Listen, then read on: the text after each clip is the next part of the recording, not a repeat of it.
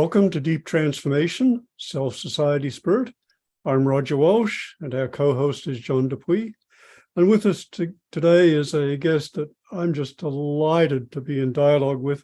This is Daniel Schmachtenberger, one of the most incisive, integrative, and brilliant thinkers about the great issues of our time. Daniel's a polymath who has ranged across a wide variety of disciplines and has a prodigious amount of information about multiple areas, topics, issues, concerns, and intellectual disciplines. But not only a wide array of information, a remarkable degree of information and integration, pulling topics together, synthesizing them in novel ways, and coming up with creative innovations and ideas and syntheses. He is able to, and has been, giving us a wide array of insights into the great issues of our time. And if you've searched the internet, you have probably run across Daniel and the many dialogues he's had about the Metacrisis, the term that's currently used for the sum total of our social and global issues. But what you haven't seen or heard of Daniel is his spiritual dimensions and the ways in which those have touched his understanding of life and our current temporary concerns. So we were really delighted, given that Deep Transformation is about transformation not only of self and society, but also of spirit, when Daniel suggested that in our discussion of the Metacrisis, we focus specifically on the spiritual dimensions, which he said he doesn't often get a chance to talk about. And so we are just very happy to have this opportunity. And Daniel, so many people know you as someone, as a brilliant intellectual who has thought deep and hard and synthetically and novelly about these great issues. But you also have a deep commitment to self-exploration, self-actualization, spiritual practice. What would you like to share about that side of yourself?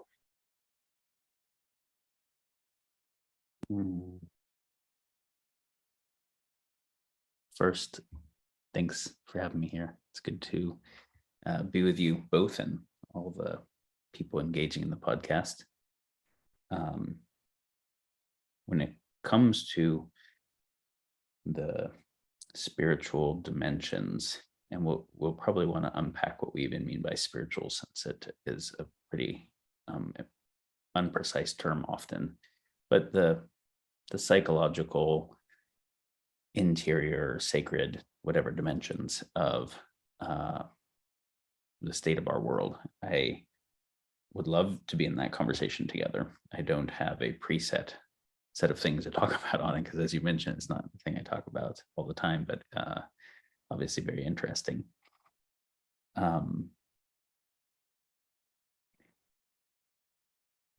I was fortunate in my growing up to get to study a lot of the people that might be called great polymaths throughout history. So I have a heap of respect for them and have tried to learn what I can. I would not describe myself that way. I think the connection is I would describe myself as being deeply interested in lots of things. And I find that what people are interested in and what they find meaningful, and at the heart of that, what they find sacred, are usually connected, though they might not be explicitly aware. And the things that people are interested in enough, they often develop some capacity at. And if someone has some sense of the wholeness of reality, as opposed to, like, when we think in different disciplines, here's where biology starts and chemistry stops, or physics, or whatever. Those are ways we take the complexity of the world and try to divide it to make subjects and make it easier to study, but those divisions don't exist in reality in that way. So if we have some sense of just the integrated wholeness of reality, and we're kind of interested in it, there's some sense that reality itself is sacred, then there would be nothing that isn't interesting, right? It's like, if you're really in love with your partner, what aspect of their being is uninteresting to you? Like, it's a weird proposition to say, oh, give a shit what she thinks about, or like her talk books on fashion or whatever it is. And it's such a superficial place to be, because even if you didn't think you cared about that topic on your own, if you really care about this being and this being cares about it, work to understand why they care about it, because there's some part of their being you're missing if the fascination they have, if the care, if the love doesn't translate to you. And so if you get that, you're like, well, whatever, every aspect of them I'm interested in, because part of love is the desire to know. Because what does it mean that I love somebody if I don't really know who they are? And if I have some love for reality, then wanting to know it more is one of the things, right? Wanting to appreciate it more, wanting to be in more service to it. And those are all just kind of natural byproducts. And so relatively young, I had the insight that everything was interesting. That the things that I thought weren't interesting, because at first I didn't think that, but the things I thought weren't interesting was just because I didn't get them. I didn't understand why anyone else found it interesting. And if I tuned in empathetically enough to them and I could see it, I'm like, oh, there's a whole dimension of meaningfulness and beauty and parts of the nature of reality that I'm just missing. And when Gibran said it was in meditation upon the dewdrop that I discovered the mysteries of the ocean, right? The kind of poetic way to speak to the fractal nature, or the as without, so within. When there is some understanding of the integratedness of reality, a deep insight about anything also gives you some insight about everything else. And one of the places that I gained the most insight was taking some principle in thermodynamics and applying it to gardening, or some principle in evolutionary theory and applying it to relationships, or whatever, getting that like those theories were ways of understanding the universe, but all of them gave different insights. Looking at the world through a thermodynamics lens versus an evolutionary psych lens versus a complexity theory lens gave different insights on the same reality. So if I could take those insights and apply them to lots of things and apply lots of different ones, just got to see more multidimensionally, right? One of the projects we launched called the Consilience Project, and that's what the word consilience means, is the more perspectives one can take on a thing, the more depth and richness of information they can get about it. And I think, the Metacrisis, this area of study of like, what are all the problems of the world, is really like, came from a childhood inquiry of what is worth doing. And there were so many things that were worth doing. And it became kind of clear that when you focus on one, I just couldn't leave some of the areas out, right? Like it was just, I don't know how many people have this experience, some for sure. But when I would think about really focusing on factory farms, or really focusing on the issue of how many dogs and cats are getting put to sleep every year, or clear cutting, or whatever it was, the idea that I was not focusing on the other things just wrecked me. And then getting to see that there were so many groups focusing on those things, and yet so many of those things collectively were getting worse, not better. And I was wondering, do we just need more effort in these areas, or is there something about the nature of the effort that is off?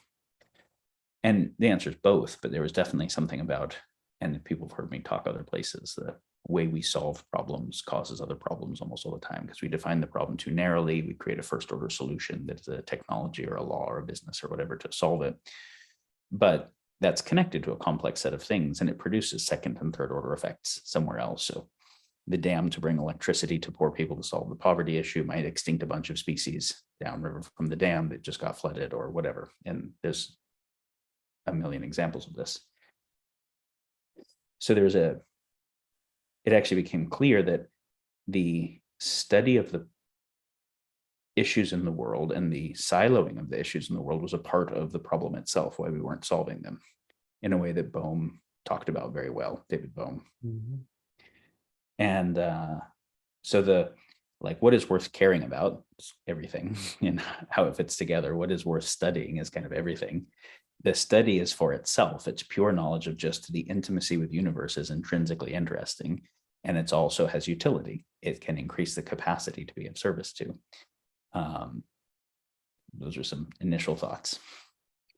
Daniel, was there a point as a young man or a teenager you began, as you were kind of chewing on all this and seeing it, was that starting to emerge as a calling for you, that maybe that was your path to start connecting the dots and seeing how all these things mattered? I think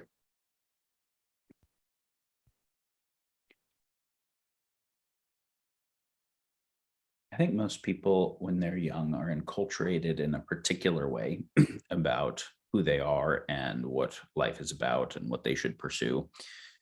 And then some of them continue on that path. Some of them recognize that their parents' idea of what their calling should be, or their culture's idea, is not their own. And then they have kind of this path change. I've had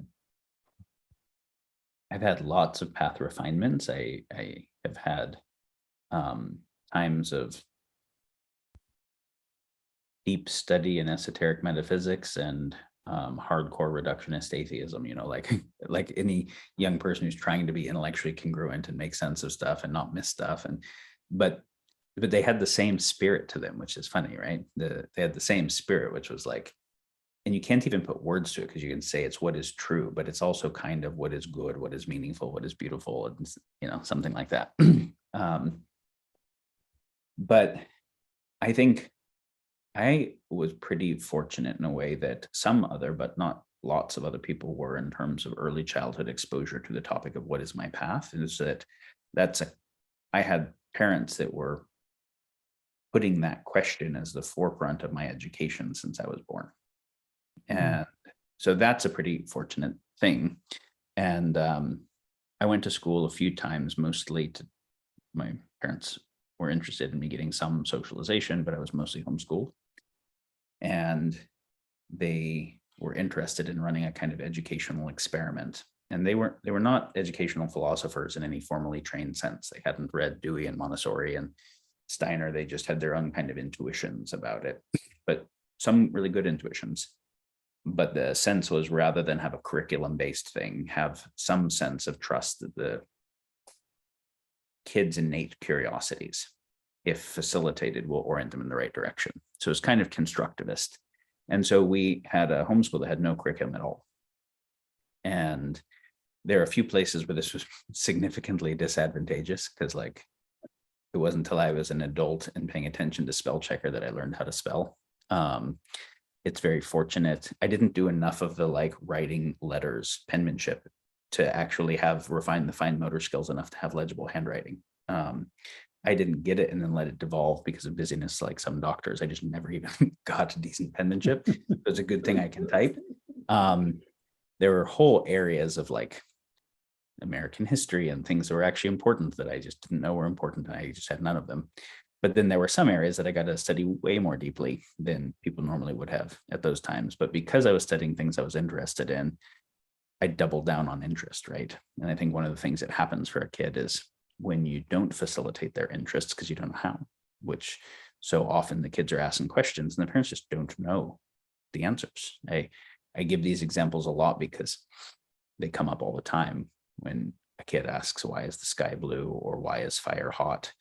You have to understand many layers of physics, but then also neuroscience, and then also the philosophy of mind, to be able to translate the subjective experience of hotness from sensations that happen on the skin and what is communicated between cells and in the nervous system to what is the thermodynamics of fire, or the nature of the molecules in the upper atmosphere that create blueness in the visual optical spectrum. And those questions, if every kid asks stuff like that, and if you know how to facilitate the interest, they end up learning everything from theory of mind to philosophy of science to atmospherics and neurobiology.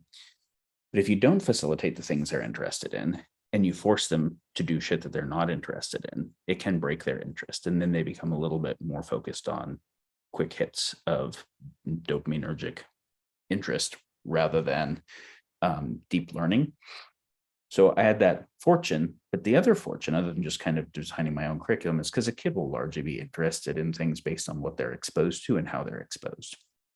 I don't find that there are any kids who aren't interested in math who had amazing math teachers, or who weren't interested in art who had amazing art teachers, or history.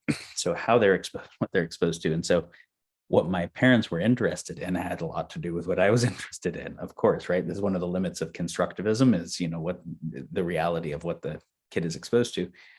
But again, I feel like I lucked out in terms of their interest being things were a pretty good set of things. So my parents were reading Buckminster Fuller and kind of design science, and they were reading David Bohm and Krishnamurti. They were reading kind of Vedanta and Eastern philosophy, Fritjof Capra, and the kind of emerging systems theory in the early 80s. And they also had the thought that there's no reason bedtime stories for kids when they're infants need to be Dr. Seuss as opposed to Synergetics by Bucky Fuller, because kids are learning language no matter what. And so those were like my primitive concepts, and included in those were the core existential questions of what are we here for, what is this all about, and then the people using kind of the most advanced frameworks of the time, like systems theory and design science, to think about how do we go about making a better world and like that. So I never really had to find my way to that. That was kind of the default setting. I had to find, and upon further inquiry of like, was that a wrong default setting? Should I just make money or make art or something else? Like, no, that ended up continuing to be roughly right direction, but trying to more competently answer how to understand the issues of the world and how to be of service to them. There's a lot of content refinement. Yeah. And Daniel, so you had an unusually broad self-directed education, but there's also something else that's quite distinctive about your thinking, and that is a rare degree of integration. And how did you develop that? I have friends who are developmental theorists, who Zach Stein, who I work with closely, and many others, who will talk about how there is an increase in the type of complexity of what someone can process, the way they notice changes in context for processing the same content, the way they can seek and shift perspectives and then integrate them. And I think there's a lot true and important there. I have other friends who are critics of developmental theory because they say there's a lot of societal normative assumptions based on how people are kind of ubiquitously trained that in a different society with different childhood development would go differently. So for instance, if kids are being taught in school, this is math, this is social studies, this is history, this is biology, and they're being taught a compartmentalized universe where they're never asked how the social science is being influenced by the biology or vice versa, or how the principles co-apply, they're getting a non-integrated, fragmented world given to them and actually behaviorally trained up on thinking that way. They're not being given any kind of integrative framework. So then we get excited when someone becomes an integrative thinker later because it was trained out of everybody. I don't think it is actually necessary that people learn that way. I think it's not even the case in, say, pre-industrialized education. It just wasn't even the case in the same way. And so because my education was self-directed, it also didn't have clear delineations of topics. I was never doing math or social studies. I was doing an inquiry about something that was interesting that might have involved some math and some, quite a few things. So if you're trying to understand integrative things like how does a body self-organize? How does a fetus actually develop? How does that? Then you're having to intrinsically be radically interdisciplinary. What is worth doing in the world, and how do we know? And so I think the most interesting questions are at a high enough level of abstraction that to address them well, there's the taxonomy of questions beneath them is very interdisciplinary, and you actually have to bridge across them. So I do think a totally different educational paradigm could have analysis and synthesis or integration on a knowledge set happening simultaneously at each level of complexity. Yeah. And pulling together some of the things you've said, you've spoken to your education, you've spoken to the natural integrative thinking that emerges from a problem-solving approach to education as opposed to a compartmentalized, scholastic, disciplinary approach. I also underlying this was sounds like a real desire for an appreciation of the whole and a desire to optimize service. And it seems like what I'm hearing is that those two things led you to this big picture integrative approach to understanding and responding to the great issues of our time. Yeah, I'll share a few other things that I think were significant influences that I'm grateful for and that I think are interesting for everybody to look at. Is I think there's a good bit of evidence that the people that many of us find to be some of the greatest exemplars of human potential were the result of developmental paths that are more accessible to everyone than lots of people think. Not just some weird genetic or situational anomaly. And I'm not saying that genetics plays no role in aptitude. Of course it does. Height is a real thing that's going to affect aptitude, size, whatever. And maybe does it do that for neural connectivity? Sure. But I believe his name is Eric Howell, who is an academic who started a very interesting blog recently, published this article that then has gotten a lot of traction and debate around where have all the super geniuses gone. And it's a resource I think is really interesting and worth people paying attention to. Of course, there are problems with what we think of as super genius, because might a Aboriginal tracker who doesn't solve Rubik's cubes particularly well or do the normal IQ things be a super genius in a totally different set of dimensions on things we can't even perceive with our normal cognitive science kind of models? Sure. But if we just take what he was meaning here, he was saying it seems that the Isaac Newtons and Einsteins and the people that contributed novel insights to many fields that specialists in those fields appreciated and hadn't done, that we are seeing less of that recently than we have in a long time. And there's this whole fascinating debate. I know I'm a bit off topic, but I find this an interesting topic and maybe relevant. Some people think the idea that there is less super genius now is just wrong and some kind of romanticizing the past, but there's pretty meaningful data in here in terms of how quickly do new scientific insights happen, or philosophic insights or legal insights happen that are paradigm shifting, that would change a Kuhnian paradigm or something like that.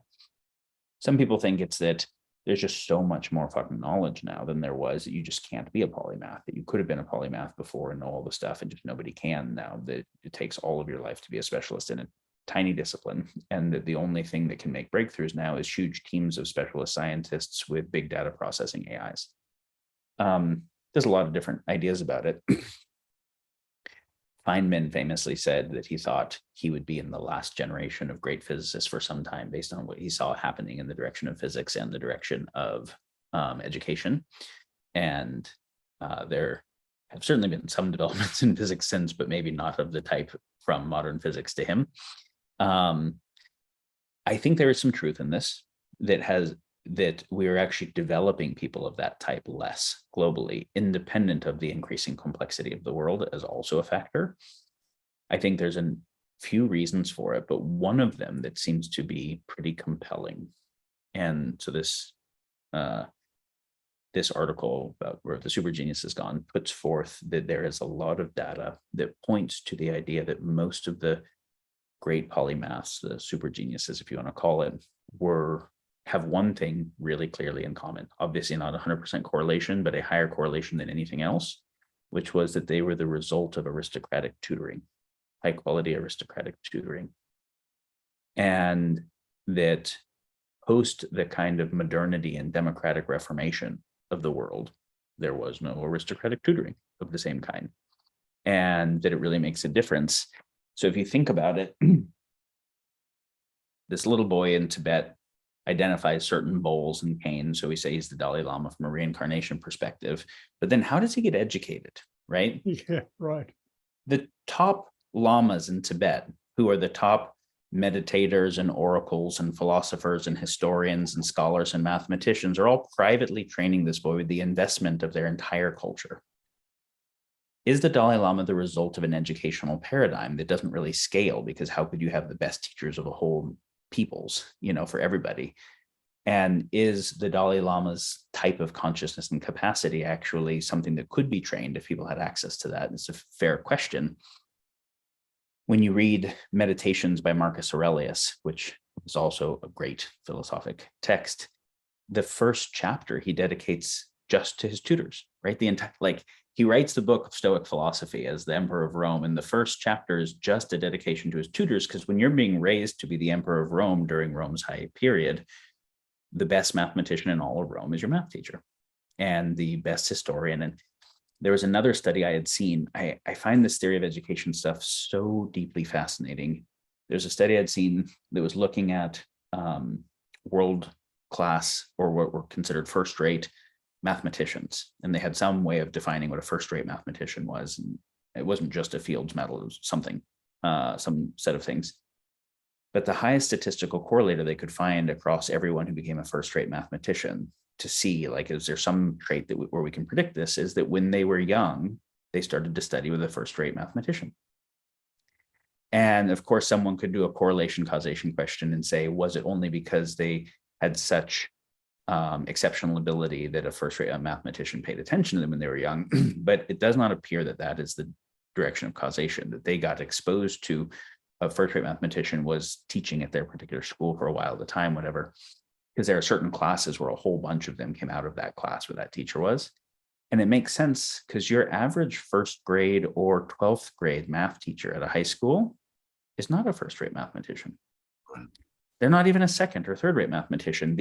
The brilliance of mathematical thinking, the love of it, the insight, the passion, they don't have it. They have something else, right? They studied to be an educator. They studied in a country that couldn't pay you all that much to be an educator, so they aren't even a first-rate educator. So can you learn how to think like a first-rate mathematician from a normal math teacher who is themselves someone who has never even had thought like that? Probably not. And the same would be true for spiritual insight or for anything else. And so when you look at Marcus Aurelius, you're like, was who he was actually just the result of a good educational model? And when the modern democracies were forming, the idea of feudalism was so disgusting and repugnant for many reasons and had to be shut away, that anything that was a remnant of feudalism had to be put away. But in democratizing education to raise higher education for so many people, you also lowered the highest version of education to where the wealthy people whose kids are getting tutoring today is to keep up with the normal scholastics of a curriculum-based thing. It's not a personalized tutoring system for the most part. And so I do, partly why I was bringing this up is that, I didn't have a whole field of tutors, but I had parents that were doing that with me. And then because I saw how valuable it was to have invested people be in that level of dialogue, I started seeking out tutors before I even knew this. And this is like maybe the highest thing I can recommend to young people or for parents what to do with their kids. I somehow knew, because I also had stuff like Think and Grow Rich and the kind of like tenacity of a Carnegie to be self-directed as part of the thing, but hopefully along a different set of goals than just monetary accumulation. But if you have the tenacity of a Carnegie associated with other developmental goals, which would be a really good thing, whenever I found a teacher that seemed like they knew something I really wanted to learn, I figured out what I could possibly do to be useful to them. And that looked like cleaning their house and changing babies' diapers and learning skills I didn't have. They needed electrical done. I would learn electrical. So it was like, whatever the fuck it is, this is what I want to study from. So I'm going to figure out how to be around them and be useful to them. And so much of my learning was not what I studied in university. That was cool. Or even just in books on my own. It was people who were really, really fucking brilliant spending time with me directly because I figured out how to, I mean, partly I was a gift and partly I figured out how to make that happen. And Daniel, is part of what you're saying as far as the tutor also a mentor relationship, having older people that can not only just download information, but somehow impact your soul and your being, and it's all together. See, in a mentoring relationship, they're not just topical autists, right? They're who have, because they're teaching to a whole class, have to teach a curriculum. The kid is asking them questions that they're interested in that range beyond their subject matter, and the teacher in that relationship actually cares about them and loves them and gets invested in their education. So they end up getting the benefit of something like good parenting, but multiplied by a lot more people with a lot more capacities that error correct each other. And so the cognitive education shouldn't be limited to one domain separate from others. It should go across the domains, but it shouldn't be limited to just cognitive education. It should be that and so first, the various domains of ontology need integrated. You need to be able to think about biology and chemistry and physics and et cetera together. Next is you have to integrate across ontology and epistemology. Whenever the kid is learning something, it's not just here is how it works. It's why does it work that way? How is that discovered? This is one of the next key insights is I never wanted to know a formula in math. I wanted to know how long people knew that problem was interesting and didn't have the formula, who discovered it first, what novel thing about their life gave them that insight, what other new things they discovered afterwards because of that. I wanted to know the epistemology. And I find that when you get that and you start to get what is the generator function of novel insight, what is across all the domains, the people who discovered the most important thing, what was happening in them that made them discover the most important thing, you can start to develop that in yourself rather than just a huge knowledge set, in which case we're just shitty computers. And so you want to integrate all the ontologies, you want to integrate ontology and epistemology, and then all of that in the cognitive domain, you want to integrate to why do you care at all? Why do you care to want to learn? So the ethics, the aesthetics, the pragmatics also come in, and the identity of the person in relationship to it comes in.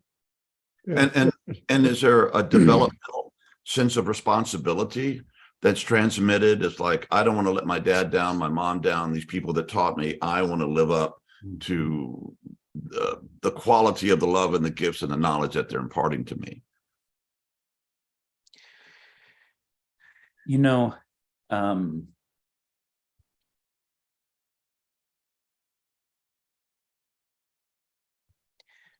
People being motivated to care about people and animals and life forms that they will never meet and will never give them credit. Like, it takes some work. It takes some developmental work to get there enough that you'll make real sacrifices to care where you don't get any obvious credit for that.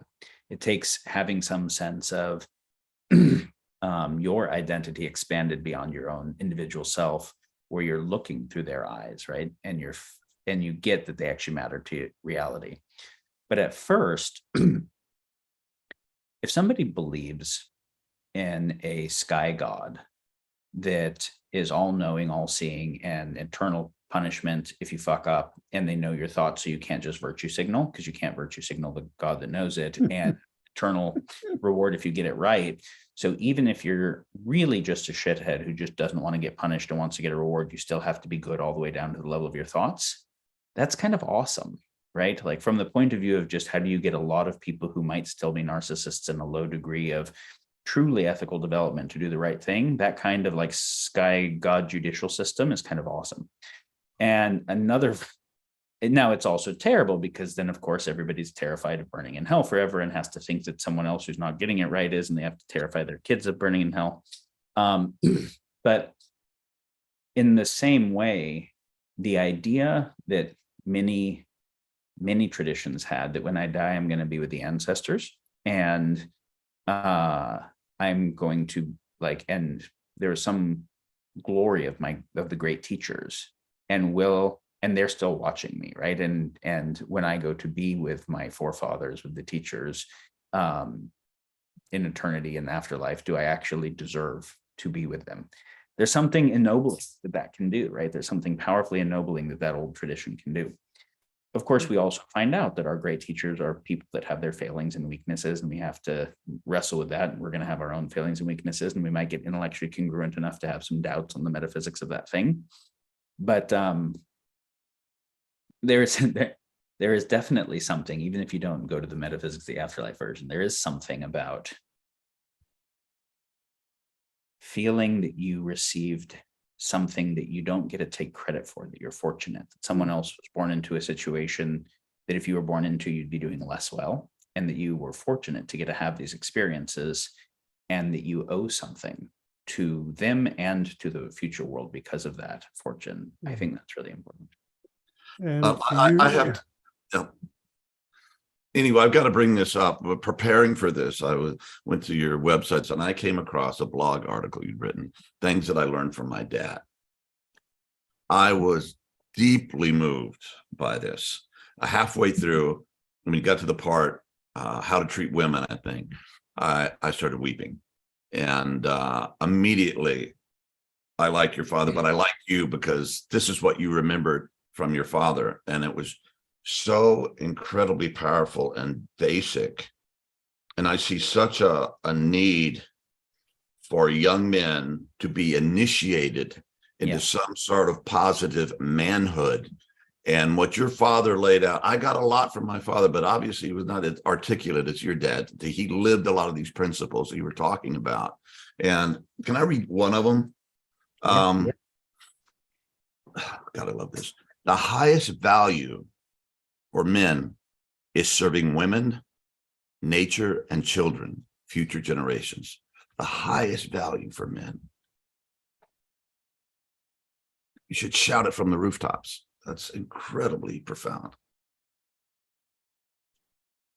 Yeah, my dad would say things all the time like, you're either serving your family or the family of mankind, or you're off path. Those are the only two things that you can be doing that are not off path. And the family of mankind was the term used, but inclusive of life, not just human life. Yeah, I mean, I wrote that because my dad's health was very delicate at the time, and it wasn't clear if he was going to be around much longer or not. And so often people write a eulogy of all the things that they appreciated from their parent after they're dead, and they don't get to experience it directly. And I thought that would be a loss. And so I wanted to write it for that reason, but I also wanted to write it. That particular one is definitely not a full expression of what I learned from my dad. It was called Things I Learned About Being a Man from My Dad.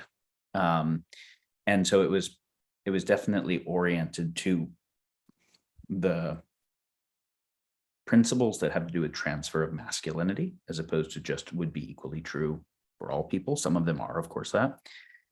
And part of the reason that I wrote it at that time was I think I had had in conversations arise in the week or two before of men, young men, so boy into man phase, who had just clearly never been fathered in important ways and were causing pain to women they were in relationships with, to people around them, were being poor leaders. And it was just, I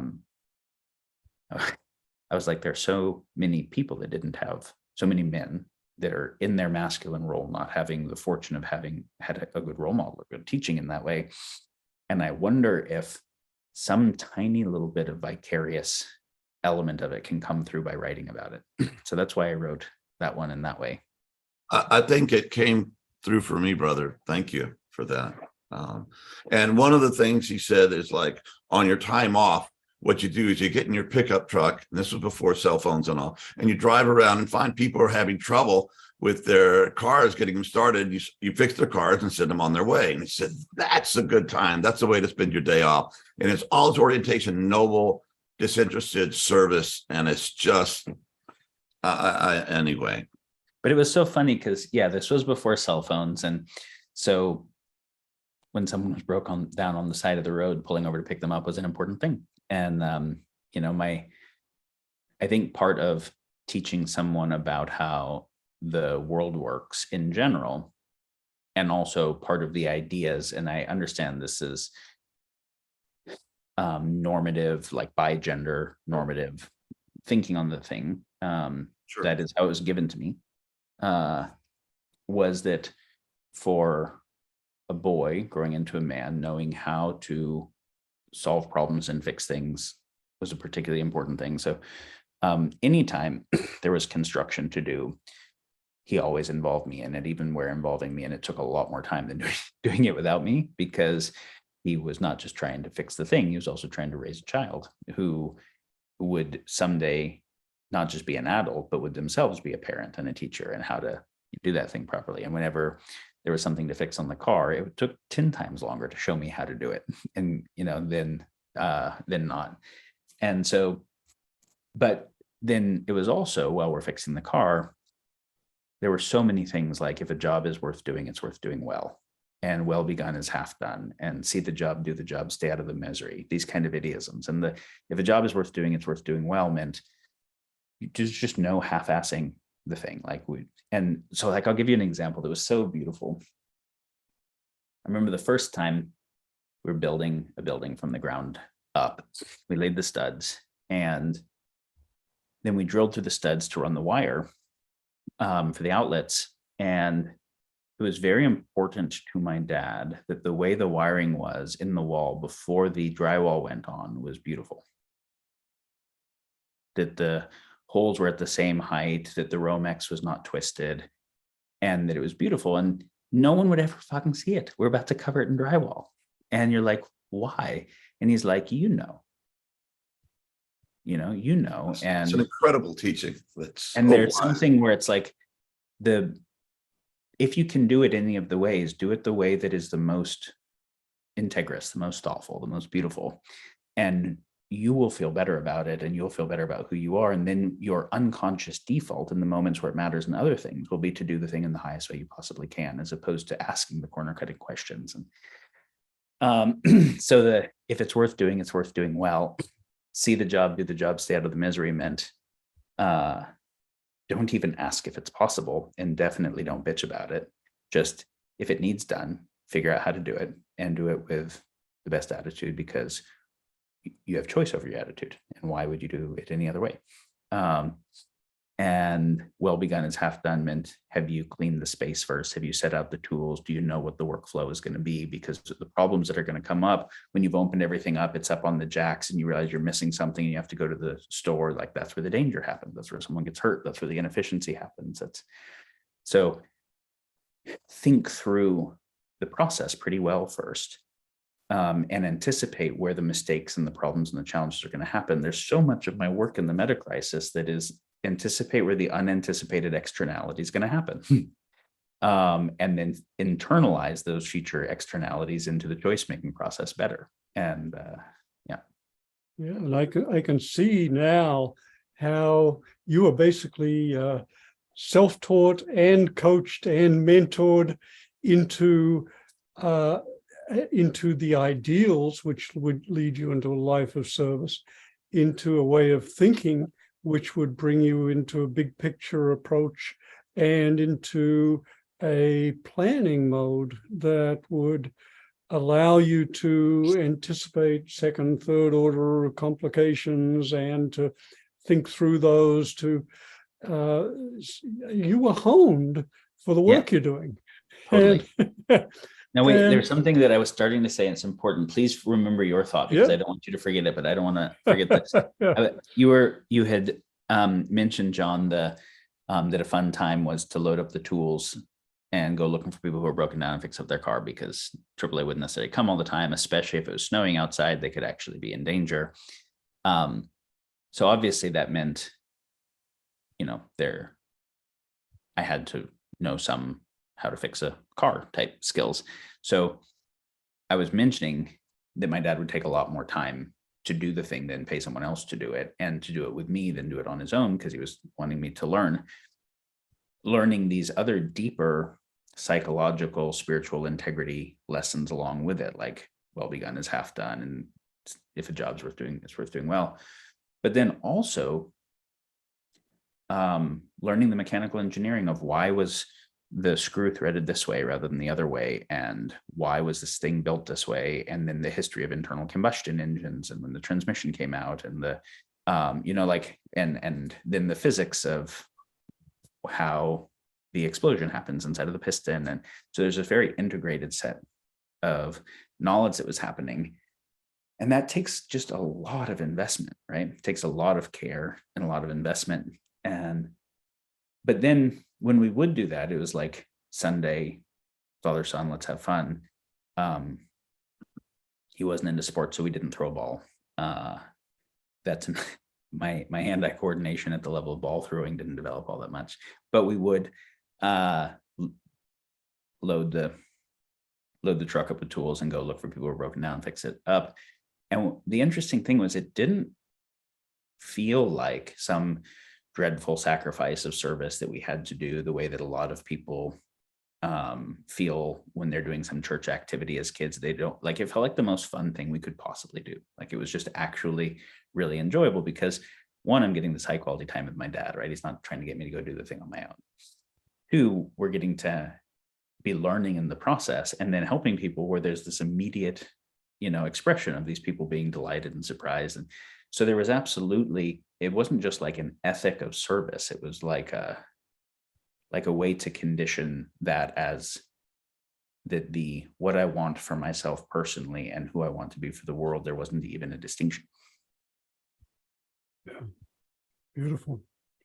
Yeah, and another thing your dad said, and I'll stop harping on your dad. I could go on and on this, but he said, and this is so simple but so profound. He said, forgive just as a given. You got to forgive. And the second part is help them do better. So you just don't forgive. Okay, I'm clear. It didn't bother anymore because I've forgiven. But the other part is help them do better. I just think that's one of my, when I was a kid, and there was a period where my parents were in the TM community and built this beautiful community called Lakeview Estates out in Fairfield, and we're working on a kind of enlightened theme park and a development business. And there was someone that was an extremely close friend of the family and kind of employee and partner who had, for whatever reasons,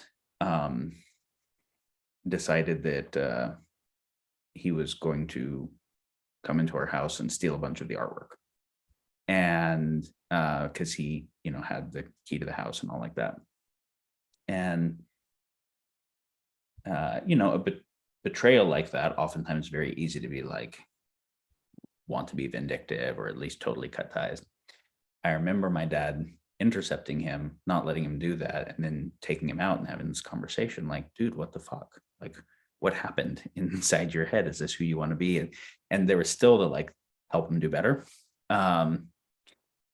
And one of the ones that really stood out to me, and, there's something where I feel torn about this. First, just as a caveat, I must say, the reason I didn't write one about my mom at the time was because I don't think there is as gruesome a deficit of mothering in the world as there is fathering currently.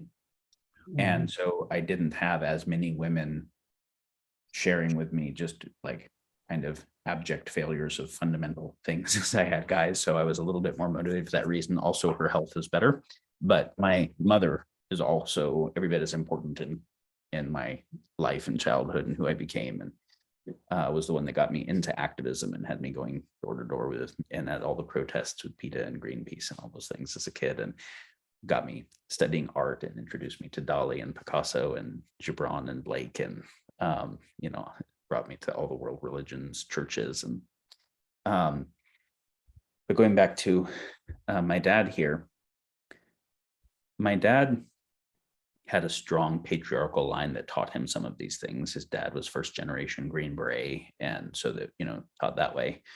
But he also had a really fucked up childhood with a humongous amount of trauma. His dad committed suicide, his sister committed suicide, many of his family members were in and out of incarceration in mental institutions. And the violence of the childhood he was in, he's covered in physical scars from weapons, like he had a rough go of it. And so some of what he got directly, but a lot of it was his way to not kill himself was to say, maybe he's not crazy, the entire world is crazy, because the whole world he was exposed to seemed completely crazy to him. And he'd rethink everything from scratch.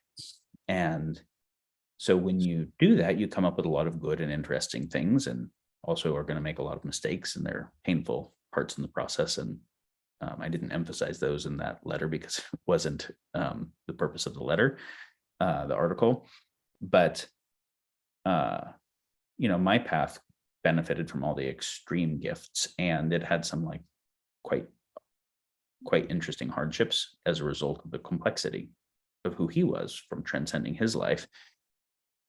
All those other things is what got me into therapy young, and which I'm also very grateful for, because then I ended up getting a huge amount of, basically parenting from the therapeutic traditions. The reason I say that is so that people don't think, oh, well, I can't do well because I had trauma, because I didn't have some of these gifts.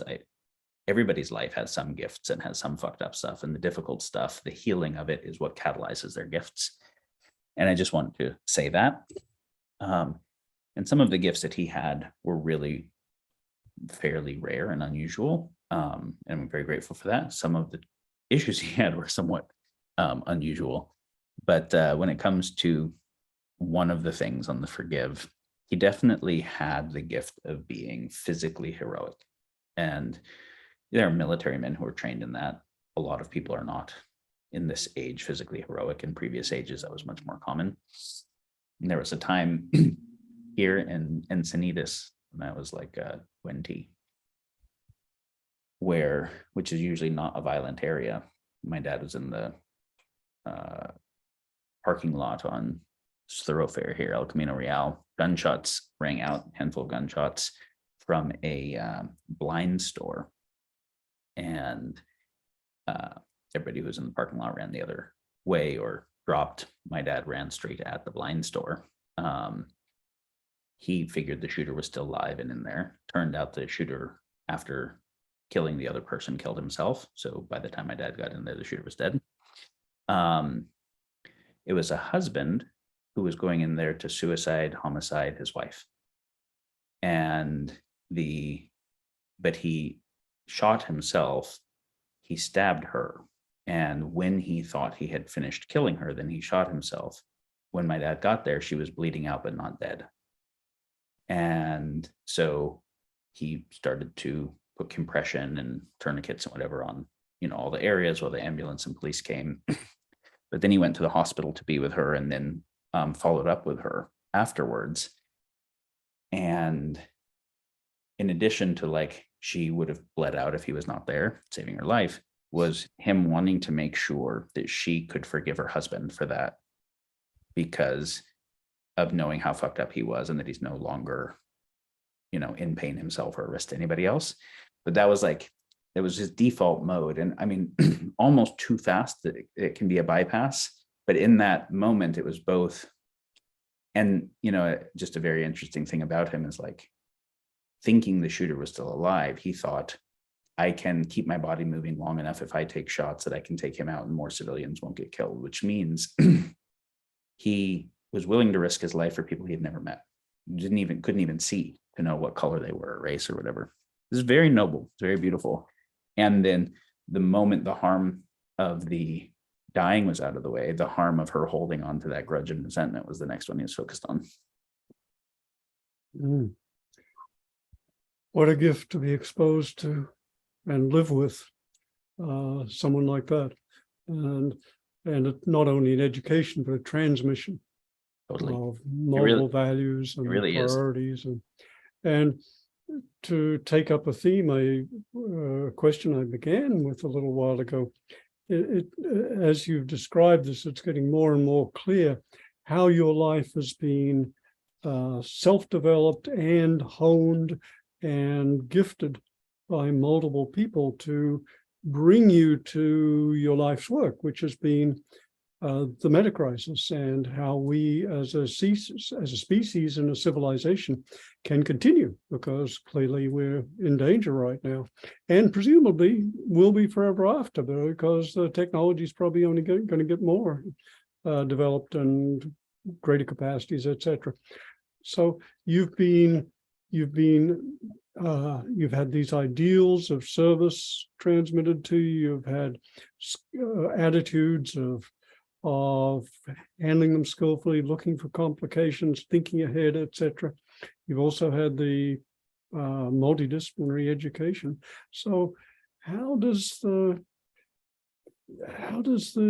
these depths, the spiritual depths that and self-inquiry you've gone through, not only in spirituality but in psychotherapy and philosophical inquiry, how do these depths inform you about our contemporary crises, and what do you see lacking, that these depths, when these depths aren't appreciated, what do we miss?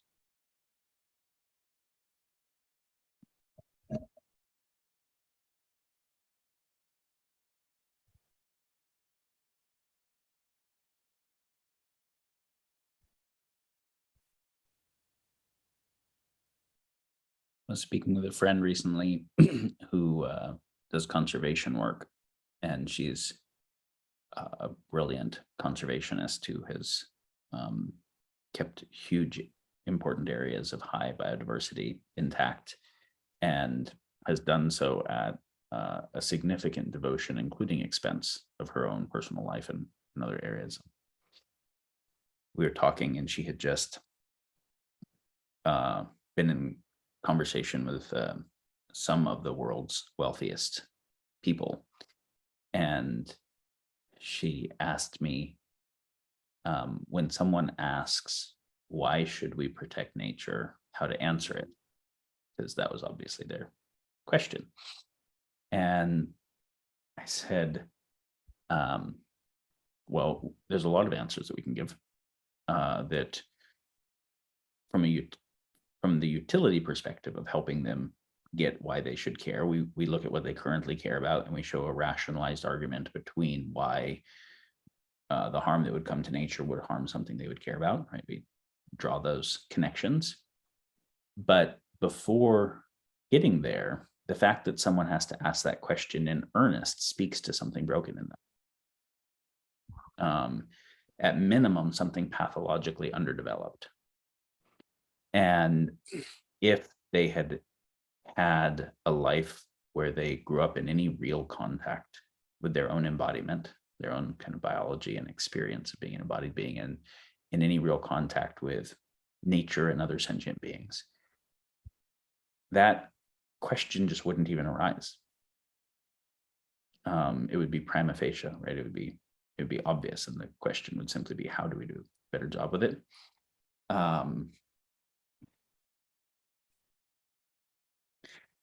And I saw in a brief look, one of the questions you sometimes explore with guests of like, what are the questions that orient their relationship to the sacred? And I think at the heart of it, it's not even a question, right? It's something more like a perception.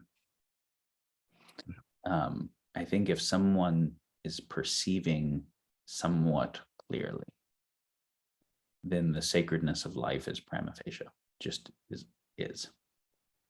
And I don't remember the exact quote, but it was a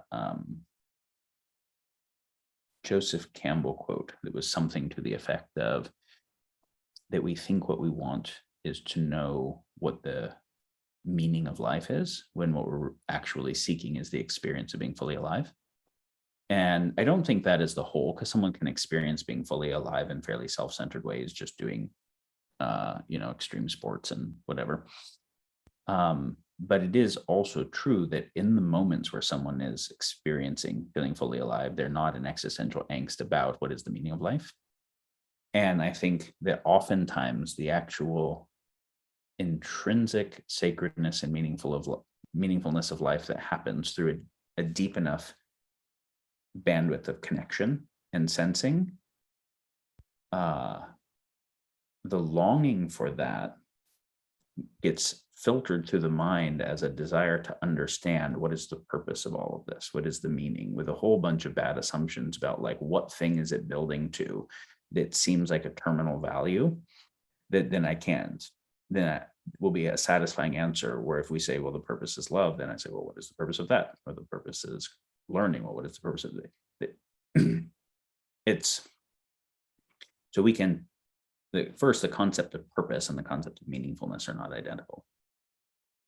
But the reality of them and the concept of them are not the same either. And so how to develop a deeper connection to a deeper connection to life, and a deeper ability to perceive the innate uniqueness of everything and the interconnectedness of everything at the same time, right? The interconnectedness of it all, but it's not a homogeneous oneness, where, because if it's a homogeneous oneness, doesn't matter how many of these ones die, doesn't matter if the species goes, the oneness is still oneness. If it is just uniqueness but not interconnectedness, well, then in the service of this one, I can damage these ones. It's every part unique and every part radically interconnected. In which case it is all an expression of the whole. So whatever I care about, I also have to care about all of it because it's connected. And also each part is irreplaceable and thus totally precious, right? And it's not that as the thought, it's that as the perception. From there, from that base state of perception, I think the right other questions and analytics more naturally arise. Yes.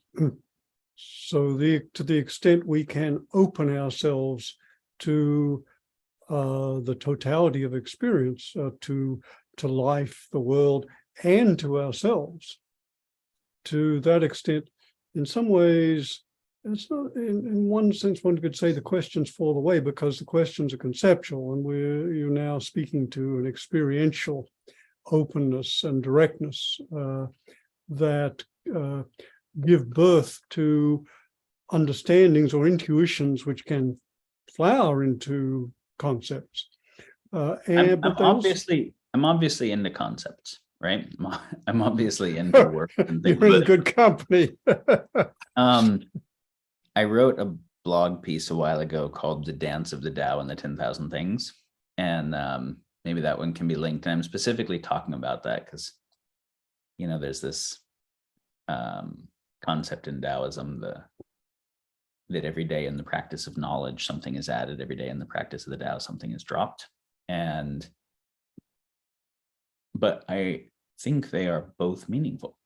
Yes. And I think that not only there's a way in which learning more about the 10,000 things, the field of conceptuality, can interfere with one's connection to the Tao, but there's a way that it can also enhance it. Yes. And if you don't know how they can dance together, if you don't know how it can enhance it, then you have to just avoid intellect, mind, past, future, mostly the things that are uniquely sapient, uniquely adult sapient, and say, look at the lilies of the field, look at the little children. You're like, yes, the things that don't have the prefrontal cortex, yes, the prefrontal adult brain can cause problems, but it also has unique evolutionary purposes. We just have to know how to use it right. And two things there, Daniel. One is the intention. What's the intention of using the intellect? Is it to get lost in the abstractions, or is it in the service of the solution? And the other is the skill and capacity to integrate into a kind of vision logic, say. I think those are both part of it. I have a friend that I think Samantha Sweetwater. Yes. She hasn't been on this podcast. She'd be great to be on. She just left me a message this morning with a thought. She was saying, the way she phrased it was that sapience is in service of sentience if it is to be rightly guided.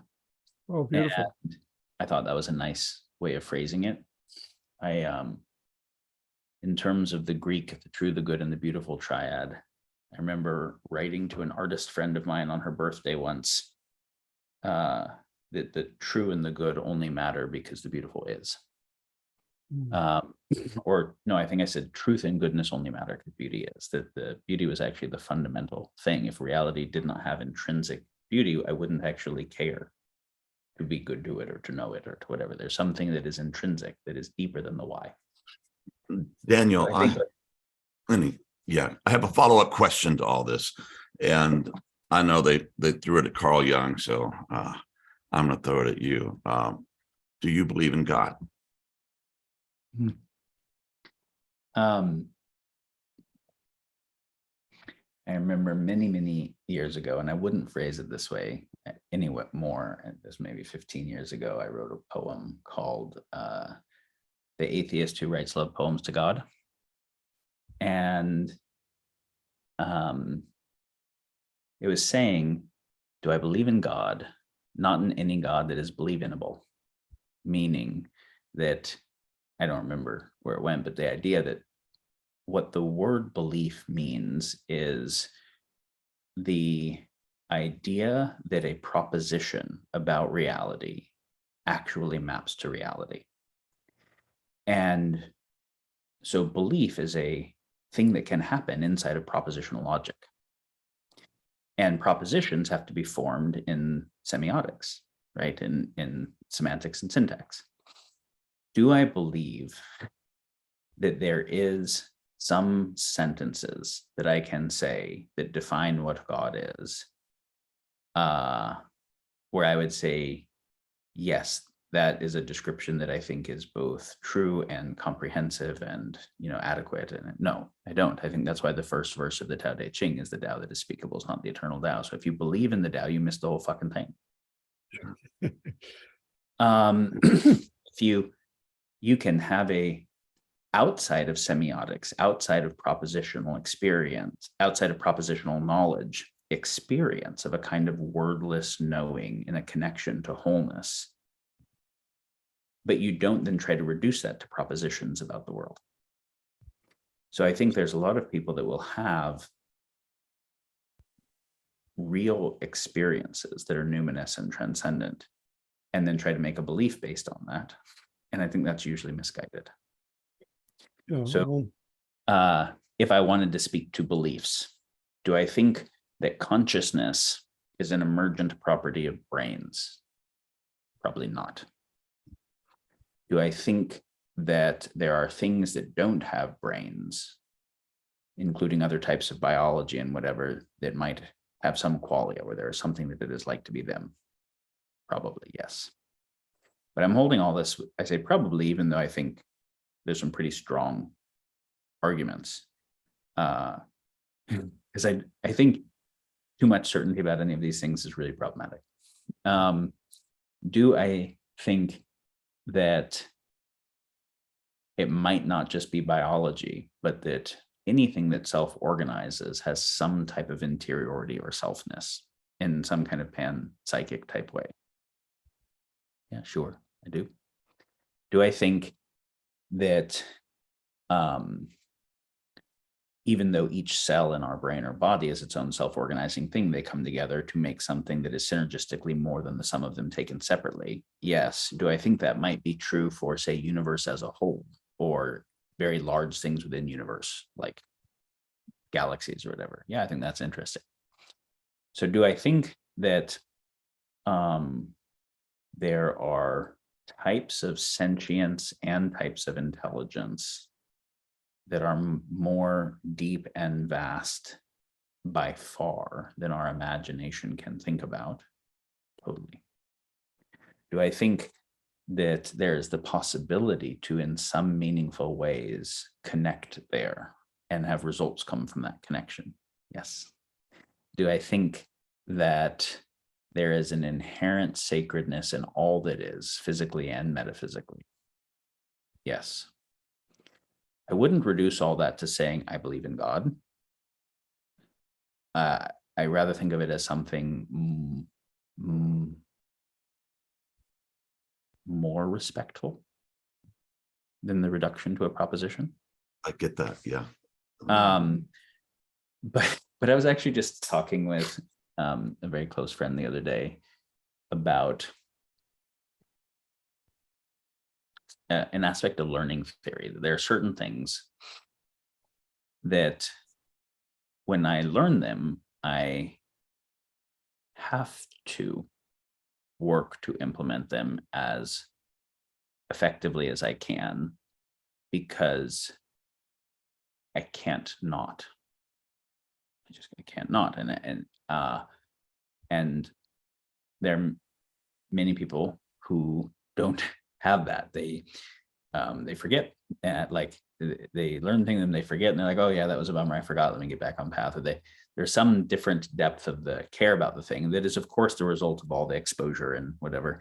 And I'm like, yeah, there is something where it is like actually, like the difference is actually believing there's a God, right? Meaning, and that was the term that I used to just kind of make it simple, in which if one actually believes there's a God, then they can work to perfect themselves, go to happily die in a holy war, whatever it is, because there is some superordinate thing that is so fucking important that everything else falls in line to that. So there is something for me, and belief in karma can do that, right? There is something that is like believing in a God, that is the ordinating basis of everything for me. But it isn't believing in a God. And I can't do better with words. No, yes. I think that's a very sacred, holy answer. I think you handled it really well. And thank you for even doing that. It means a lot. Yeah, and beautiful that some of the intimations in your response were about the unknowable mystery of reality, bottomless, fathomless, inconceivable, and to the transconceptual nature of that mystery and actually of life, that the Tao that can be named is not the eternal Tao. And even more than that, any statement we make can be valuable, but is never fully adequate to the reality of anything. And to the extent that you think that you even unconsciously, even fuzzily think of it as adequate, now it's actually harming you. Yes. Because now it deadens your perceptions. Now it creates less. You don't see the reality, you see the frame of the reality that you expect to see it in, and you stop seeing where that model is inadequate, which means you stop learning because you're now filtering reality through that model because it's convenient. So in that thing, the dance of the Tao and the 10,000 things, there's one part where I say, do atoms exist? I'm like, kind of, because, and I didn't play with it from the point of view of, is there physicality at all, or is that all just an epiphenomenon of consciousness, or is this a simulation? I wasn't even playing with it from that direction. I was just saying, do atoms exist? Well, the periodic table works pretty well.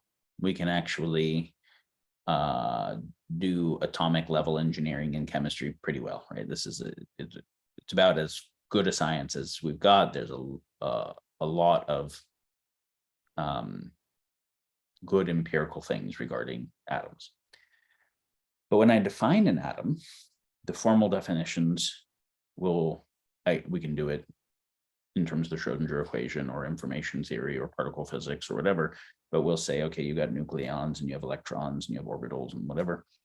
You can just say where in the periodic table, row and column it is, and it's an ion but does that atom exist without the strong force?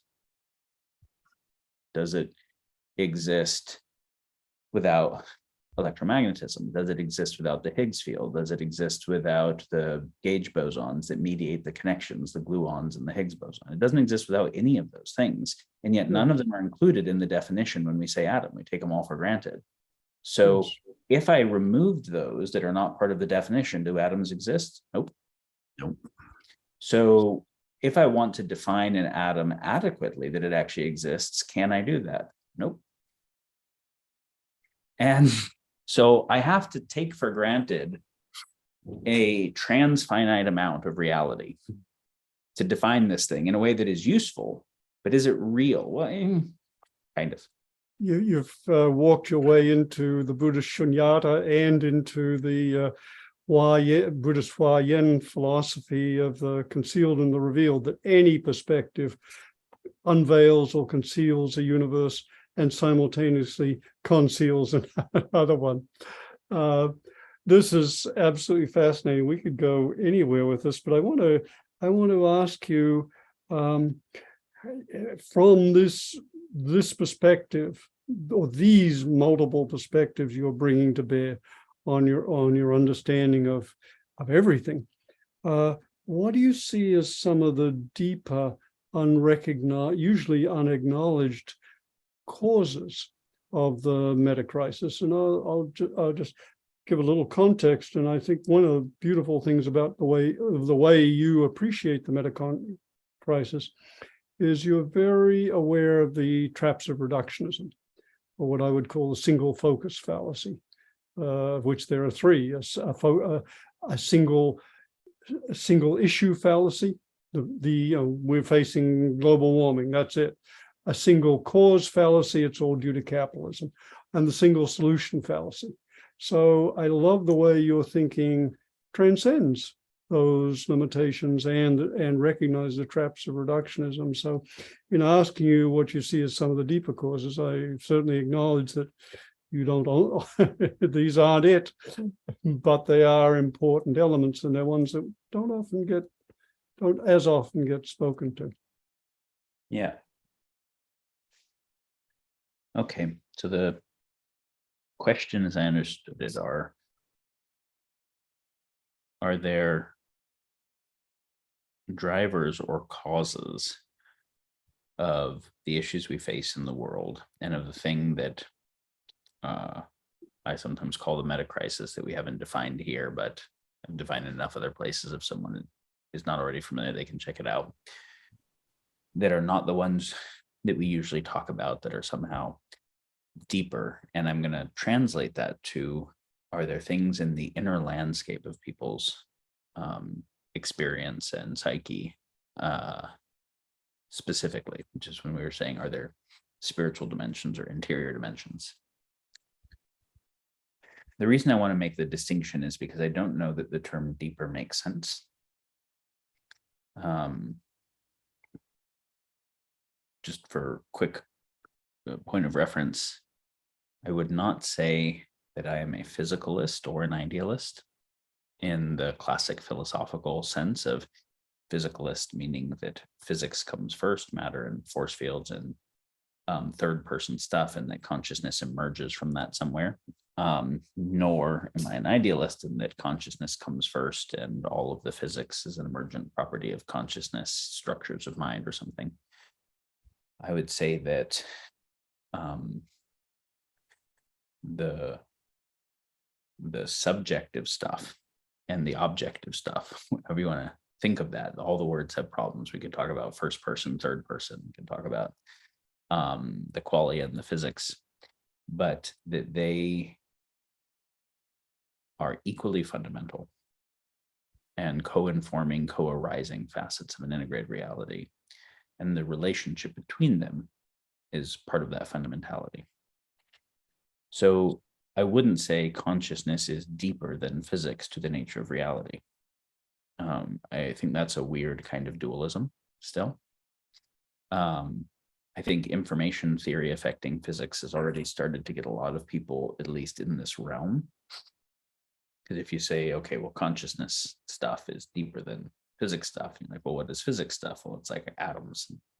Atoms are subatomic particles, and subatomic particles are some weird Heisenbergian Schrodinger thing, which seems a lot like some type of pattern of information. That doesn't sound like physics anymore, right?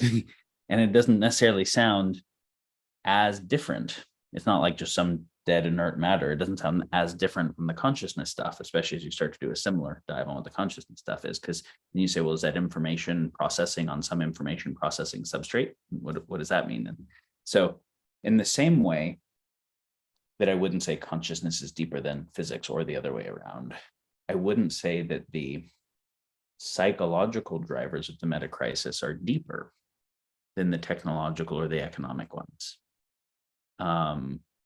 I would say that they are co-informing, co-influencing, and that to really address it, there are necessary things that have to happen across each of those areas, and that sufficiency only happens across all of them. And I won't belabor the point because we've written and talked about it. We wrote a paper in the Consilience project called Why Technology is Not Values Neutral. And it's worth people looking at. And Yeah, it shows beautiful how, paper. yeah, it shows just a brief overview of the work of Marvin Harris and Marshall McLuhan and so many people in the theory of technology, of how technologies change the nature of mind and psychology individually and collectively, the nature of culture in ways that are really subtle and not obvious. So there's always this question of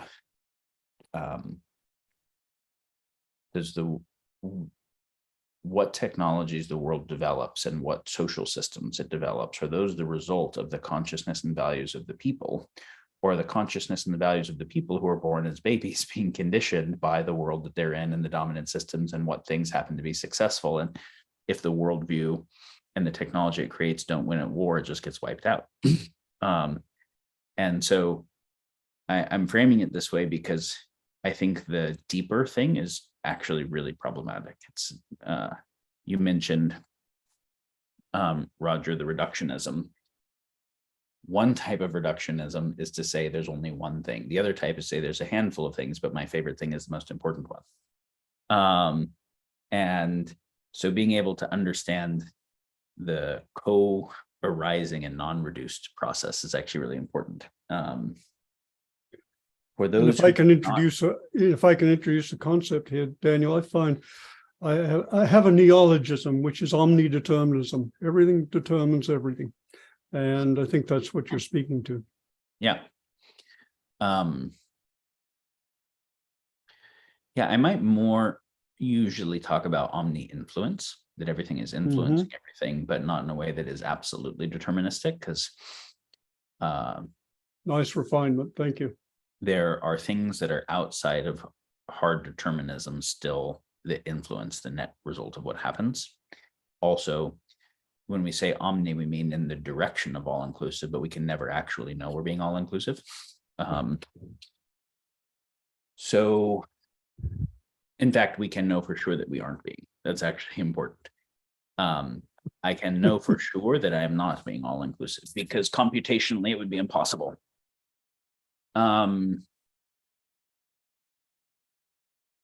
So the framing of the metacrisis we often talk about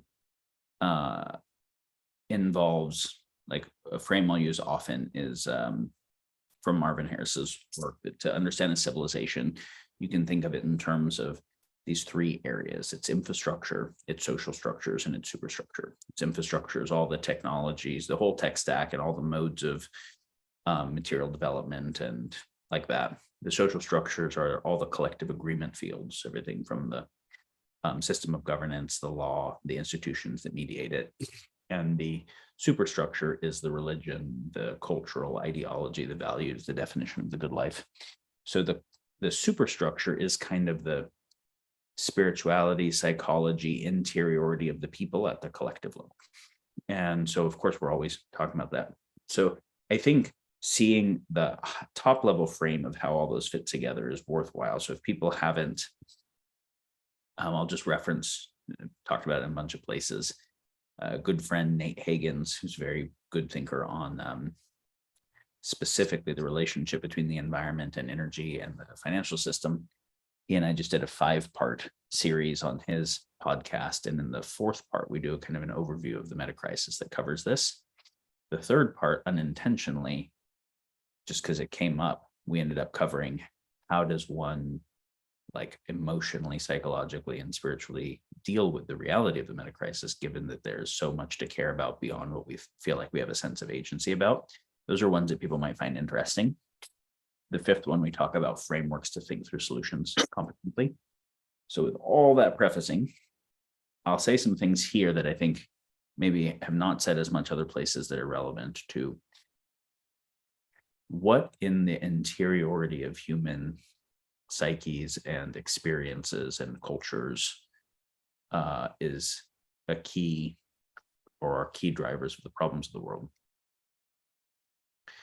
I want to mention how many things there are that we probably have no fucking clue about that are really critical. Just to give a tiny couple examples. We know that there are a lot of species that have gone extinct at somewhere between 100 and 1,000 times the background rate of extinction since the Industrial Revolution as a result of human activity. Those species are not just in the world externally. There is a similar biodiversity loss and species extinction in the microbiome of the human being.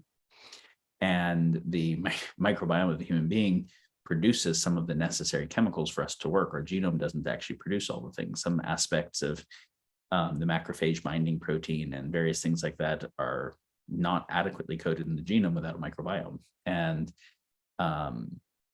so extinction of some of those is pretty humongous. It's like deleting chunks of our genome, right? But if you start having ubiquitous antibiotics and chlorine in the water and pesticide exposure and all those types of things. So how much, when you realize that somewhere between 50 and 80% of the major monoamine neurotransmitters like dopamine, serotonin, and GABA are produced by the microbiome in the gut, and that how you think, how you perceive, what you believe, how happy you are, your orientation towards violence will largely be a result of that. How much of what seems like a spiritual crisis in the world is the result of the effects of the unintended consequences of our kind of war on bacteria and biology, and actually destroying part of the code set that makes us able to be us. That's not something that people often would think of when they're thinking of the spiritual drivers of a thing, but that is really important. And if we look at the Anthropocene, at the human-built world, there are so many aspects of the human-built world that built a world we did not genetically evolve in, we're not genetically adapted to, that makes us misfit to our own being in important ways. Obviously, for the 200,000 or 300,000 years of Homo sapien history and the couple million years of hominid history, we always lived in tribes.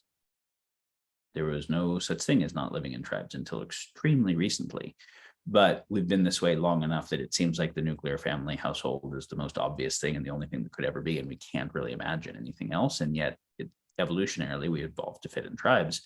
So all the shit about attachment theory, we evolved to have attachment to like 150 people, like strong attachments, and where our life literally depended upon them. We couldn't get the person who knows medicine is the only person who knows medicine. I'm not going to interact with other people, so I can't just have a market opportunity to go to anybody. So I actually need people, and they need me, so I can't be a shithead to them. And everybody's going to see what everybody does, so I can't lie and get away with it. So like everything about psychology, attachment theory, bonding, the ideas of codependence and interdependence were totally different, and we evolved in that setting, right? So then we get birth control, and we're like, oh, sex doesn't have to equal reproduction anymore, even though forever sex always equaled the possibility of reproduction. We evolved to have our neurochemistry mean sex equals the possibility of reproduction. We put in birth control. Our neurochemistry and our evolutionary biology didn't just change overnight. But now we're acting in a way where it's like as if it doesn't mean that thing, but a huge part of our whole being is responding that way. So the reason I bring this up is if we were to try to comprehensively list all of the things that are conditioning our psyches in ways that they did not evolve to process and that are not optimal for us at an individual thriving, a community thriving, or a global thriving, this podcast would take days. And so that's a big topic. I just want to yes. And I say that because if I say anything else first, I'm concerned that people over-norm on that as the thing, and then again lose observation to all the things and complexity of all the things. So if I wanted to speak to something as the thing, it would be the nature of mind that makes us lose orientation to the complexity and the interconnectivity of all the things. So if I was going to try to say, what is the psychological generator function of the metacrisis? One, I think, as good a way of saying it as I could is kind of, it's not exactly the way David Bohm said it, but it's derived from the way I heard him when he said the problems of the world result from a fragmented consciousness that sees the world as a bunch of parts and doesn't see the wholeness of things. And he talked about wholeness and the implicate order, and can we perceive through that wholeness? And obviously we know he was a student of Einstein's, and Einstein said it's an optical delusion of consciousness to believe there are separate things. There is one thing that we call universe, and that we have to work to develop our perception. So some of the problems in the world happen by intentionally advantaging some things at the expense of other things. We know it'll cause an expense. So we're advantaging our country at the expense of another country in a war, which means our people, our land, our riches, or whatever at the expense of that for those people. That obviously means we're able to separate the world enough to be able to think about this trade-off of good for these ones. And even though we know it's bad for these ones, okay, because we separate the interconnectedness of everything. And whether it's a country doing that to another country, or in a relationship, a person doing that to another person, thinking they can possibly win a fight and someone they love actually not get their needs met, and that equals a good life for them somehow, which is a fucking ridiculous idea. Or at the level of corporations or anything else, or humans with regard to the biosphere or other animals, we can advantage ourselves at their expense, which obviously a factory farm and a industrial fishing fleet are not good for those animals, or not good for the oceans, or not good for the people working on them in poor conditions. The other problems in the world is where we didn't know that we're causing the harm, right? So we can either benefit something at the expense of something else knowingly, or we can benefit something at the harm of something else not knowing. So conflict theory and mistake theory. And the realpolitik assessment of humans is the problems in the world are because we are dumb and nasty, right? Like roughly, if you want to make it very simple. Dumb is we cause problems that we didn't anticipate, and nasty is we cause problems that we knew were going to happen. And so the how do we enlighten humans has to deal with both the dumb and nasty part, right? If we're talking about how do we have the not just how do you affect human behavior through different rewards and deterrents and social norms and systems of law, but through people wanting something different, having an internal motivational basis, it would be, can we expand the circle of care where they care about more? That's dealing with the nasty part. And can we expand the complexity of process where they can actually calculate their effects so that they are not unintentionally harming things more? That's the deal with the dumb part. But similarly there, if I'm thinking about CO2 and how critical it is to get it down, but I'm not thinking about ocean dead zones from nitrogen effluent, using nitrogen fertilizer to grow more crops that will sequester more CO2, it seems like a good idea, even though it's going to cause this other externalized issue. So again, my ability to separate the ocean dead zones and the CO2 is what's causing that unintentional harm, right? Or thinking about that Facebook will be some cool system for people being able to tag photos and get to know each other, not thinking about what its effect on democracy will be with that particular ad model. I would say all the problems look like people, all the problems come from harm happening somewhere as a result of human choice, but the choice was motivated by someone trying to benefit something. So they're all based on trade-offs. So it's either I'm trying to benefit myself now at my own future expense, addiction and compulsiveness. I am, so the parts conflict can even be within oneself, right? I'm trying to benefit my people, my religion, my nation, my political party, whatever, at the expense of the other one. So great, you get your political party elected, you polarize the population worse, next time they'll swing back harder, and you're actually not progressing anything other than increasing polarization. Or I am seeking to benefit things, and the harm I'm causing elsewhere, I just didn't know. I didn't know that leachate was going to cause that pollution over there, or whatever the other thing is. So when Bohm was talking about the fragmented consciousness, it was both at the level of aware of the connectedness and care about the connectedness. And so really the key is seeing reality as parts, right? Seeing reality as a bunch of separated parts leads to being able to care about a part and seek to advantage it in a way that causes harm to other things, and then cascade effects of other agents doing this similar stuff. And so you get cumulative harm effects and you get escalating arms races.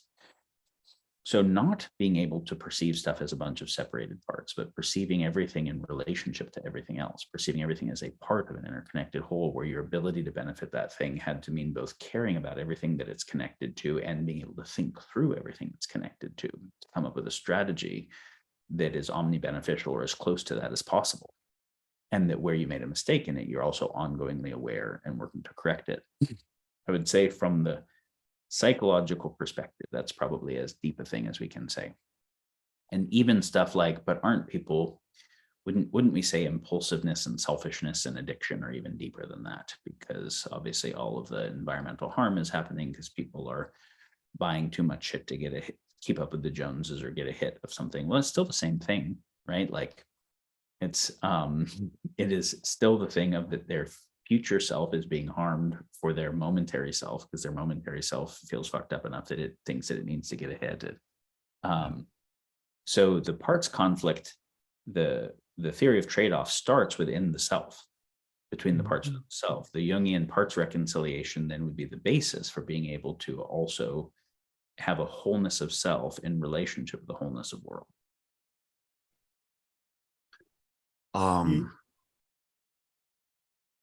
Yeah, let me a couple of things.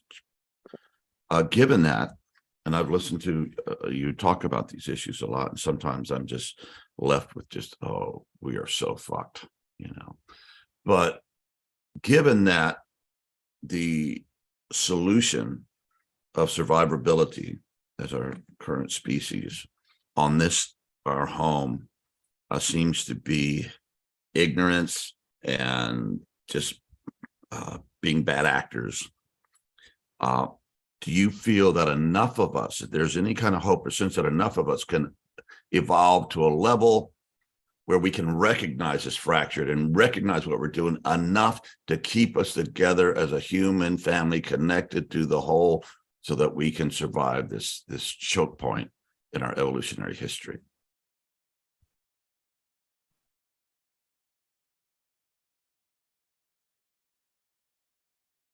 I don't think there is much of a human family to keep together that is anything other than an abstract idea at this point that some people hold and many people don't even hold.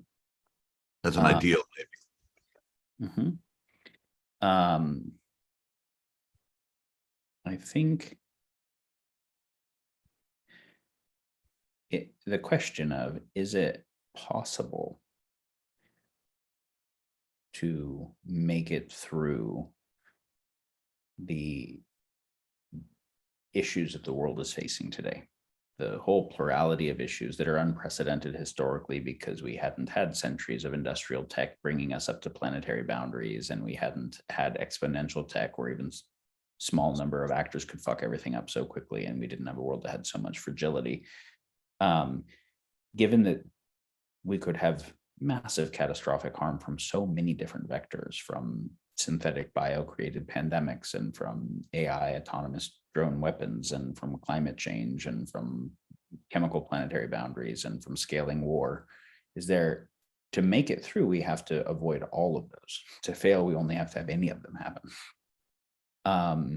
And our track record doesn't look good, right? If you look back at the history of empires at all, the history of war and environmental destruction is a pretty big part of that story. We don't seem to be really noble stewards of power. So as we're getting exponentially more power, and we've usually used our power to do power games with each other, meaning destroy each other and in ways that harm the environment, is there any way that we can steward exponential power in a finite space?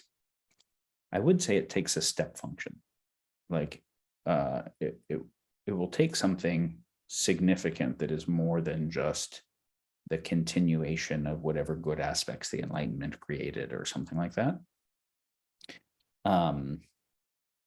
In the huge shift after World War II, it was a big shift. We made a whole new world system, but the answer was still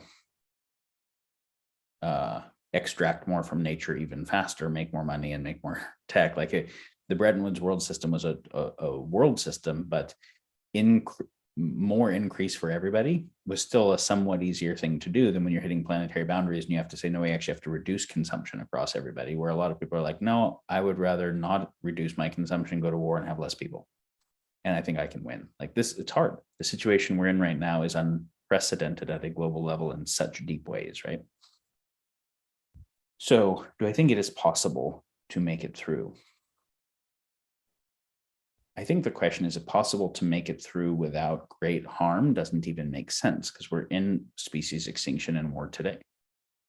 Like great harm is happening today. People are being killed in Ukraine. People are being killed in Armenia and Azerbaijan. People are being killed all over because of these issues. And species are going extinct today. So we're already in the great harm phase. I almost know adolescents don't have body dysmorphia in the Instagram, etc. world. Like that's so we're already in that, right? Now, do I think we can make it through without catastrophes where hundreds of millions of people die? Is one question. Do I think we can make it through where there are any humans left? Do I think we can make it through where there are humans in something that isn't just a totally scorched earth? They're all different questions. The answer, can we make it through without the catastrophes intensifying? No chance. So given all this, the question comes up, how then should we live, given the truth of what you're communicating? This next part is critical. Can we make it through without the catastrophes intensifying? No, they're going to intensify, because no matter what we do today, there is no enactable path to preventing the extreme weather events that climate change alone is going to mediate. There's a lot of things like that. And then the human migration that's going to come from that. We can, if we do the very best things, we can make it less bad. But there is also no we. There is no we that is a unified acting group, right? What China's interests are and what the US's interests are, what the left and right within the US's interests are, what the individual US people versus the elites in it, they're not the same. And so the whole, like, one of the biggest mistakes I made growing up was I always thought in this royal we that like humanity thoughtfully was all reading Bucky's operating manual for Spaceship Earth, and we're all, thinking about UN charters and looking at the Earth from the astronaut's perspective and hearing Carl Sagan's pale blue dot. And of course, we want to do the right and smart and good thing for everybody. The thing that some people think is really good, the other people think is really horrible. And when you realize that, the enactment gets really hard, right? Is the legality of abortion protecting women's freedoms and rights, or is it murdering infants? You'll see the most severe ideological differences on what is good. They create a basis for massive conflict, and you see that across so many things, right? So that's why I said there isn't a human family to hang together. Like that's an aspirational thing. Do I think that that there is already a trajectory of some people who care about not just their own political party or their own nation or their own race or even their own species, but care pretty considerately and are working in service of that there are an increasing number of people who have both more care, more capacity, and more interconnectivity, and that can then also work with other people who maybe don't care about all of that, but in increasingly good coordination for the things they do care about? Yes, that's happening, right? There's a good thing, an emergence that is happening. Do I think that could be sufficient to make it through without total extinction or scorched earth? Yes, totally. Do I think it can make it through without the catastrophes intensifying? No, they will intensify before even on the best course.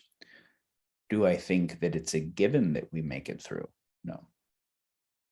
Which means we are no matter what, in a phase of increasing intensity ahead. And with, I think, both what it takes to avoid all the catastrophes is deep enough change to the world systems that it's like that Bohmian thing that we are neither harming each other on purpose or accident, which means a kind of more universal Omni consideration where things like a human family is actually a real thing.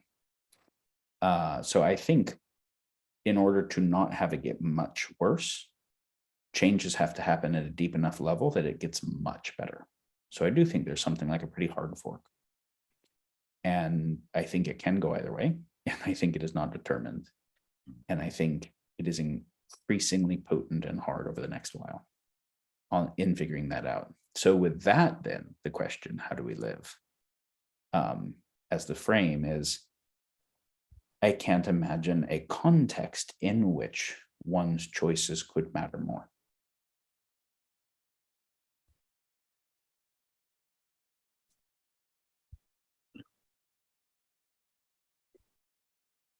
Indeed, it gives a whole nother level and depth and dimension to the choices we make and the priorities we serve, and the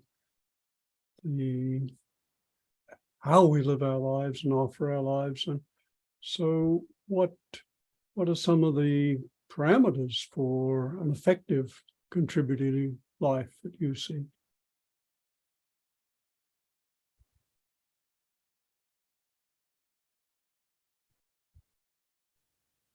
Two more resources that I'll offer here. Another short little blog I wrote on how to live a meaningful life, which was intentionally not answering the question, what is the meaning of life, which we discussed earlier. But it said how to live a meaningful life. And it's a way of talking about it. There's lots of ways of talking about it. That's not particularly better than lots of other ways, but there's something that is kind of comprehensive and kind of elegant about it. So I offer it. And it was looking at the mode of being, the mode of doing, and the mode of becoming, all being relevant. And defining all of them in terms of beauty. And that thing we said earlier, that truth and goodness matter because beauty is. So there it said the mode of being at its essence is about really deeply taking in the beauty of reality and appreciating it, giving gratitude for it, honoring it, loving it, all those things. It's the essence of what the mode of being is really about. And that the mode of doing is about being in service to the beauty of reality, protecting it, adding to it. And the mode of becoming is deepening the capacity for being and doing, that I can appreciate ever more fully, and that I can add to it ever more fully. And that a meaningful life is a recursive relationship between those three. And if what I'm doing isn't arising out of everything's fucked up, so I have to fix everything, but it's arising out of working on this hunger issue, because we're perceiving the utter meaningfulness and beauty of these kids or these people and their life and the importance of it. And so then the doing, the desire to serve it and protect, arises not from the perception of all the badness, but actually arises from the perception of the beauty from which the good, which also means the bad, is framed at all, right? So the thing that really is terrible and pisses us off is because something that is beautiful and sacred is being harmed, which then brings us back to there's something that we actually love and have devotion to. So we trace it back to that and say, how do I be in service there? So the doing must arise from the being. And the becoming is, I don't just want to perceive the beauty I currently see. I want to perceive ever deeper dimensions of things that I had missed. I want to ask what aspects of reality are important and beautiful that I'm missing, that other people are noticing, that I'm not honoring as fully as I could. And then similarly with our doing, where do I have frameworks for where is what I'm doing coming from ego and trauma and wounding? Where have I been running a strategy so long? If I stopped and thought about it from scratch, I might come up with something better. Like I want to be deepening the doing as well. So I think if one relates to appreciating the beauty of life, adding to it, deepening the capacity for both, that's a nice framework to start. And then there was another resource put on there called Dharma Inquiry, which is more personal, because that's obviously true for everybody. The Dharma Inquiry gets more into specific things one is bothered by and is inspired by and has aptitude at and is called to have a sense of what is your unique relationship to that, what is your own Dharma with it. I realized that there's something both very beautiful about the kind of bodhisattva direction and something that is incomplete about a certain direction of it. I was incredibly influenced by Vow of the Bodhisattva and the may I become whatever is needed. And when you look around and try to perceive what is needed and try to develop within yourself what can offer something there. I remember the first time I actually read it was in Alex Gray's art book, I think Sacred Mirrors, and he had the Avalokiteshvara painting, and then he had this poem next to it. It was so beautiful. And it said something like, where there is thirst, may a rain fall upon the people, and may I myself become that rain. Where there is hunger, may I be transformed into the food and put near them. Where there is illness, may I become the medicine. Wherever there is need of any kind, may I become what is needed. I think that helps one to recognize that what they love is deeper to who they are than who they think they are. Beautiful. Because I think I like these things and I don't like these things. I'm good at these things and not these things. But, I can't help with that because I'm not a legal scholar, or I'm not a construction worker, or I'm not a whatever it is. And yet it's like, but if that's the thing that is most needed and would help what you care about most, can you become something that you are not? And I've had many times where there was something that I was not good at that I actually really identified as a thing I would never want to be good at, and realized that it actually mattered to what I cared about enough that if I held that limited identity, I was not in maximum service to what I claimed to care about. And I had to get like, well, I care about what I care about so long as it fits with my identity easily. Or I got to transcend the identity. So that's what I like about the Vow of the Bodhisattva. But where it's missing something is I really am not equally good at all the things that are needed, nor can I do all of the things. Even if I try, there's a lot of people have to do all the things. So if medicine work is needed, and if economics change is needed, and if care of the individual people and animals is needed, as well as macrosystemic thinking about systems to do that, not only what is most needed, but what is most needed that my being is well developed to be able to be in service to is important. Yes. And so the Dharma questions are trying to help hone that for people. Beautiful. And you're pointing to the kinds of questions we need to ask ourselves in order to orient ourselves to be most effective instruments of service, or and in the bodhisattva aspiration for the welfare and awakening of all. And I really think that probably that bodhisattva aspiration may be one of the highest ideals the human mind has ever come up with, and such a beautiful thing. And you're pointing now to the questions we ask. The first question that emerges is, well, what can I do? But then you're pointing to the idea that there are questions deeper than that. What's the most effective thing I can do? And along with that, the question, or the koan actually, what am I called to do? And deeper still in your implication is the question, how can I live my life so as to be an optimal instrument of service? And each of those is, I think, better thought of as a koan or a wisdom question. And I would draw the distinction saying a conceptual question is, is it raining outside? Take a look. No, end of question.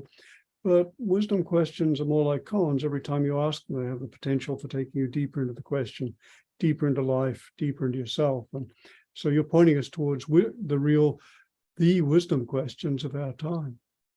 I would also say that almost every value or principle lives in a dialectical relationship with another value or principle that is complementary, but that might seem almost opposite. And that without holding them together, the full version of just that one thing, the reductio ad absurdum of it, actually becomes evil. Yeah. And so this is the everything can be a medicine or everything can be a poison topic. So what is my unique self calling? What is that which I can offer the world based on the unique set of experiences and capacities I have that no one else could offer? That if I spend my life doing things other than that other people could do, the most novel offering that I have doesn't occur. That's a deep and important and beautiful question, but taken to its extreme, it'll make you a total shithead. Because fucking do the dishes when you need to do the dishes. No, it's not your unique self. The only thing that you can do, like anybody can do the dishes or take out the trash, but like, damn, a lot of life is just doing the dishes and taking out the trash. And maybe the unique self that you have is unexpressible infinitesimal qualities with which you show up to those things, you know? So what is uniquely mine to do that no one else can do, and what fucking needs done that nobody wants to do that I'll just show up to, you got to hold those together, right? Because also on the other side, if you always just say, what is the shittiest job that nobody wants to do? Let me show up to that, which is an incredibly ennobling question, incredibly beautiful question. You can also end up failing at some unique self dharmas and capacities you could have because of only orienting that way. And so every principle and every virtue needs held in a dialectical relationship and not over-normed as absolute. Yeah, and this is the ancient concept of the interdependence of virtues, that they require each other and complement one another. And I think you're also pointing to the contextual nature of our inquiries, that we have to keep the context as well. So again, beautiful reflections and deepening and expanding that I see you pointing us to. Yeah, and I've just felt that we've been spending, I don't know, X amount of time in the heart of philosophy, and I feel a connection with 5th century Athens and all of that stuff that started long ago in another land, and it's still churning, and a universe that can produce a you and a me can't be all bad. And I feel deeply moved and deeply renewed in my commitment to do my little things, whatever that calling might be. And I think I pretty much found that, but also to shampoo my dog and take out the trash and, wipe the counters and that sort of thing. And you say it can't be all bad. It's funny because, so I focus on the Metacrisis, which is like all the most fucked up stuff that could be all together. It kind of seems like that, but it's not really what I focus on. I mean, it's,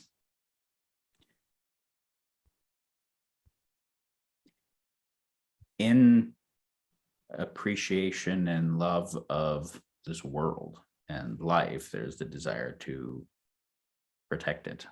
And so paying attention to things that need protecting, but where does the motivation come from? The motivation doesn't come from things being fucked up. The motivation comes from the wonder of it, right? From the beauty of it. Like I know you both talk about bringing the philosophic concepts into daily practice on this show a lot. And, I've had a lot of practices throughout my life in terms of types of meditation and types of inquiry and whatever. But like I wake up in the morning, and the first thing I do pretty much every morning is I just look out the window at the trees, and I just watch the trees move in the wind for a little bit. And I don't have to try to care about them or try to find them beautiful. They're just fucking beautiful. And there's a happiness that comes just watching that. And then there's a gratitude to be alive and consciousness, arising again. And there's a happiness to be on this planet. And then there is a because of the happiness that comes from just the perception of the beauty of it, I don't need that much for myself, right? There's not an unhappiness that needs me to do a bunch of stuff. And then there's this gratitude that I like. I was sleeping, this Daniel consciousness wasn't here, and then it boots again, and now it's here. And I think about when Daniel's dead, the consciousness that will be perceiving the world and falling in love for the first time and climbing trees and reading Hafez and Rumi for the first time, all the things. And I can't not feel connected to those consciousnesses 100 and 1,000 years from now. Like, I can't not feel what it feels like to perceive through those eyes. And I'm actually not trying to get it to go anywhere. I just want that kids get to keep experiencing falling in love with trees for the first time, and mothers get to keep falling in love with their kids, and people get to fall in love and do poetry for the first time and get heartbroken and all the things. Like, it is intrinsically already meaningful without going anywhere. And it's already beautiful. And, you know, one of the other things I know you'll have talked about is peak experiences. And one of the things I always felt is once you have had one of them, like for me, I remember it discreetly. I've talked about it before. There was this one time I was watching a sunset and writing poetry to nature and watching a sunset as a teenager. And I remember the sunset was just so incredibly beautiful. And I remember thinking, if I had the choice, if there is a spirit before this life, if I had the choice to come here and incarnate and go through whatever painful things that I've went through my whole life, just to get to have this one experience of color and vision and the wind and the insects in this moment, I would totally do it. Like, I would take every pain in my whole life to have had this experience as opposed to no experience. And then I'm like, I've had so many of these experiences, and one of them is worth incarnating for. I've had so many of them. And so it's like the fact that I will probably have more of them is gravy. And it's like a ridiculous beauty and abundance. But that future life gets to keep having those, and that other people get to have more of those, is kind of more what I'm motivated by. And they make us better persons when we experience those things. It shifts, you know, something happens, maybe just a little bit, but something happens in a positive thing and shifts in our soul and our interiors, and maybe we behave a little better or a lot better. I'm not sure. I think the what's in it for me thing chills out, you know, and it's not that it doesn't reboot, because we're complex people with lots of parts, and there will be a pain body that reboots. And so it's not like enlightenment is this static thing and you have a satori and then you never have a pain body boot again. It does. But there's something about even just thinking about it and just being like, there could have been no experience at all. And there's experience, and there've been such amazing ones. And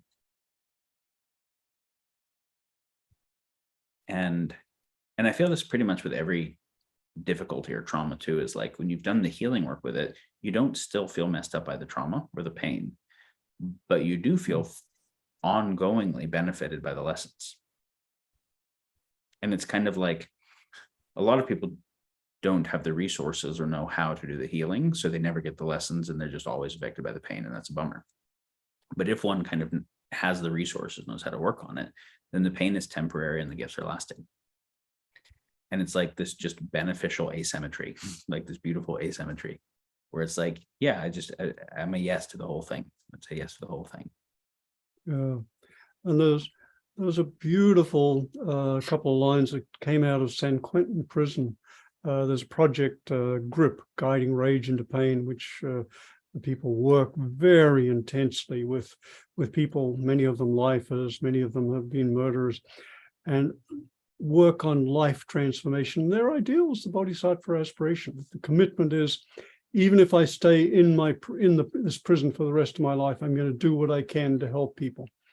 And one of them, and there's a very intensive exploration of their pain and the trauma they've both caused and received. And these are very traumatized people. And there's a video of one of these sessions in which one of the prisoners suddenly lights up and says, "Oh, I get it. Hurt people, and healed people heal people." It's like, oh, it's so beautiful. Yeah, I think they're both self-propagating. Yeah. I would love to explore that with you, Daniel. We've gone long and far and deep, or maybe that's the wrong word, but to explore the darkness and the addiction and the way out of that, and just what you said, Roger, hurt people, and heal people. And that's maybe that's a good place to wrap it for this evening. Yeah, I really enjoyed the conversation with both of you. I think that this podcast where you're exploring these topics and sharing it with people is a really beautiful service. And I'm honored to get to be here with you. Oh, it's such a delight, Daniel, and it's such a gift to be able to investigate at this depth and co-explore. So thank you so much for this gift to everyone who listens to the podcast, and thank you so much for your life's work. It's truly a gift, priceless. We get to share this with thousands and thousands of God knows how many people. That's tremendous. That's just tremendous.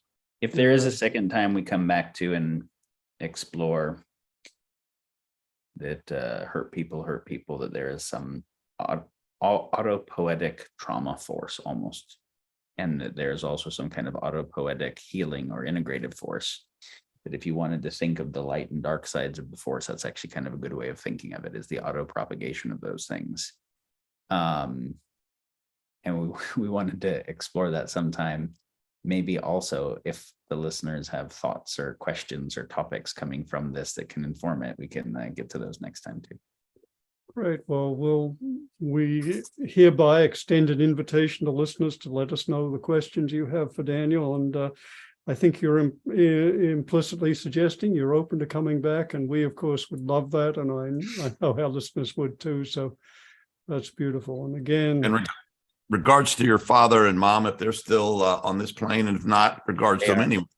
Okay, tell them they deeply touched one old guy in Louisiana, made a difference for him. I'll send this podcast to them when it publishes. Daniel, thanks you so much. Take care. Yeah.